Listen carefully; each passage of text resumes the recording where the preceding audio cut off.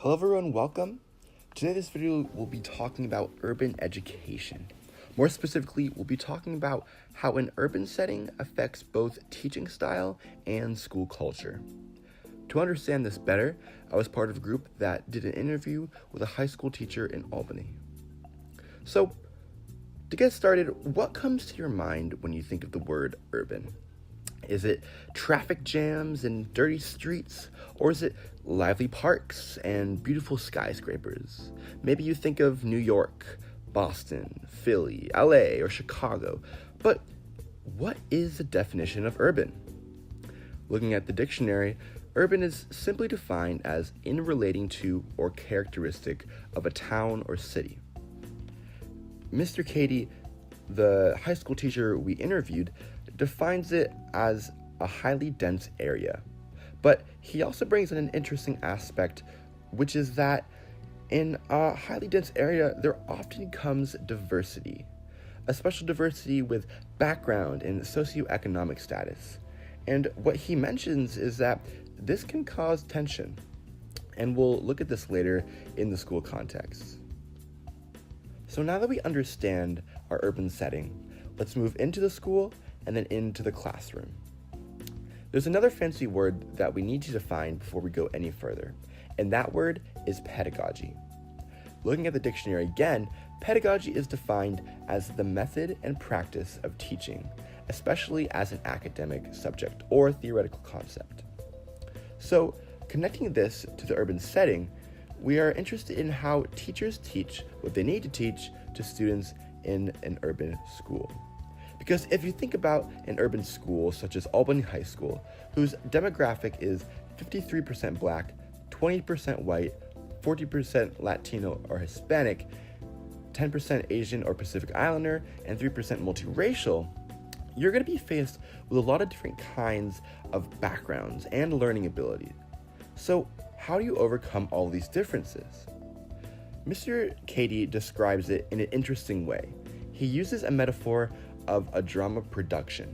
Now I'm quoting him here when he says, "My biggest belief in urban education is as the teacher, you're basically putting on a show, and you need to be able to distract the students from all the different things that are trying to pull their attention away. It could be their cell phone, what's going on at home, their friends, their girlfriend. You have all these things you're battling against, and to be an effective urban teacher, you really have to have the personality and you need to be able to engage," unquote. The ability to engage is critical to any teacher's pedagogy, but especially an urban teacher who has to deal with an eclectic group of students. Mr. Cady sets a great example for urban teachers as he looks to capitalize on the students' interests. He uses words such as entertain, laugh, interest, humor, or trust to describe his ideal classroom experience.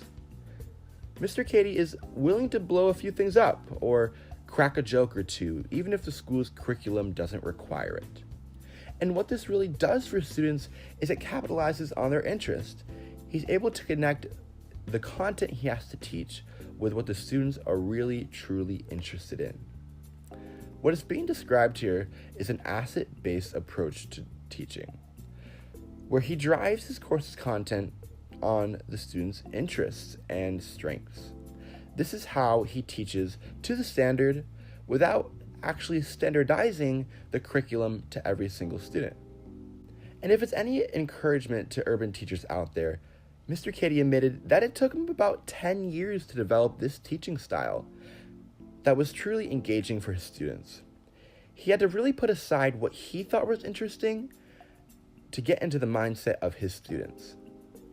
So, in the background of all this talk of classroom pedagogy has been the urban context, but I want to bring it back to the forefront as we explore the culture of a public school in an urban space. How does urban affect school culture? Well, first, let's define culture. Culture is the customs, arts, social institutions, and achievements of a particular nation, people, or social group. Now, going back to school, let's look at the parents first. Mr. Cady unfortunately expressed his frustration with the city's parents and how they don't really participate in school affairs. He reports that of the 120 students he had, a mere 15 parents came to the parent-teacher conferences. This is especially frustrating for Cady because he sees how it affects the students' interest in school. Why would a student be interested in going to school at all if their parent is not interested at all in engaging with the school? So if that's the parents, what are the students like? Cady paints somewhat of an unfortunate picture again of the reality of the student culture. He talks about there being two totally separate groups. One is characterized as taking AP classes and without a doubt headed off to four-year colleges. And the other group is described as hanging out in the hallways, skipping class, or interrupting classes. One group is academically focused, and the other is socially focused. Mr. Cady says that they don't even really notice each other, and that the school almost feels like two separate schools in one. Now I want to pause this thought here and bring in an outside source that will provide more background and vocabulary for the realities of urban school culture. The source is from the first chapter of Annette LaRue's book titled Unequaled Childhoods. LaRue dives deep into the two primary models of parenting that she observes in growing children. There is concerted cultivation, and then there is accomplishment of natural growth. Now, LaRue really goes into depth with the nuances of these processes, but allow me to boil it down to you for the purposes of this video. Starting with concerted cultivation. This is mostly seen with middle-class parents, and what they're doing is putting their children in different activities, such as soccer or cooking classes, where they're able to engage in new experiences and interact with authority figures. This allows them to develop a sense of entitlement, which they can use to question and challenge authority. With accomplishment of natural growth, which is seen in more lower class families, the children are allowed to explore life on their own. Children will go play in the local basketball court rather than be put in an organized basketball program. This parenting style also sees the parent telling the child what to do rather than persuading them with reason. These two elements create a kind of barrier between authority figure and the child. Okay, so what? Applying LaRue's parenting models to the school context, we can see that the school systems highly favor students brought up with concerted cultivation, and kids parented with the accomplishment of natural growth often fall behind because they don't have the experience of interacting with authority as the concerted cultivation kids had. Bringing this back to what Mr. Cady was describing, it is abundantly clear that the students focused on academics are the concerted cultivated ones, and the socially focused ones were brought up with natural growth.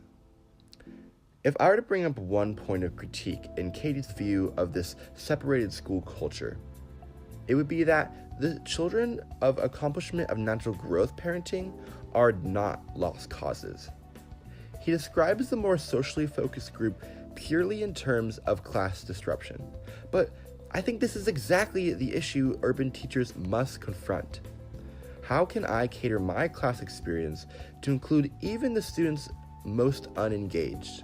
Because without tackling this issue, the cycle of uneducation will simply continue. Because for some reason it has become okay to let the unengaged students slide through the school system without ever acquiring a real education. That's my take on it. So, before we wrap up this video, let's do a quick review of the concepts we learned. First, we looked at the urban context and how, with a high density of people, often comes a unique diversity. In the classroom, though, this poses a bit of a challenge for urban teachers to cater their content to all different types of students. This is where pedagogy and school culture comes in. Teachers must strive to be inclusive to all teachers inside and out of the classroom. This will bridge gaps in education levels as well as in students' social life. That's all I have for you now. I hope you learned something and were inspired. Thanks, everyone.